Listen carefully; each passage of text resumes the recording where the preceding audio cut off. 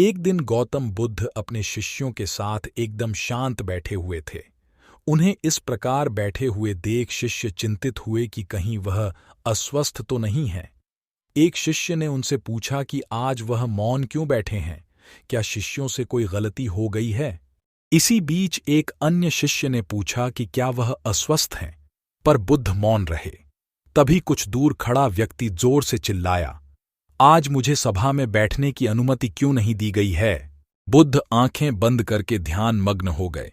वह व्यक्ति फिर से चिल्लाया, मुझे प्रवेश की अनुमति क्यों नहीं मिली?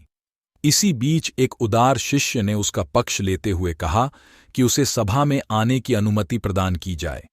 बुद्ध ने आंखें खोलीं और बोले, नहीं, वह अछूत है, उसे आज्ञा नहीं दी जा सकती।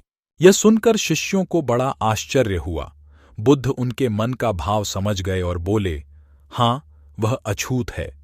इस पर कई शिष्य बोले, हमारे आश्रम में जात पात का कोई भेद ही नहीं, फिर वह अछूत कैसे हो गया? तब बुद्ध ने समझाया, आज वह क्रोधित होकर आया है। क्रोध से जीवन की एकाग्रता भंग होती है।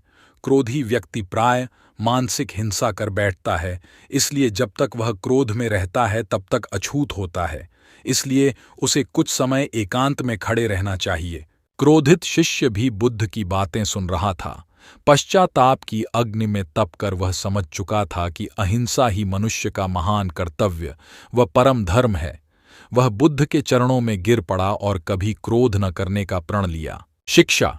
आशय यह है कि क्रोध के कारण व्यक्ति अनर्थ कर बैठता है और पश्चाताप उसे बाद में होता है, जिसका कोई लाभ नहीं मिलता। इसलिए हमें क्रोध नहीं करना चाहिए। असल मायने में क्रोधित व्यक्ति अछूत हो जाता है और उसे अकेला छोड़ देना चाहिए। क्रोध करने से तन, मन और धन तीनों की हानि होती है। क्रोध से ज्यादा हानिकारक कोई और वस्तु नहीं है।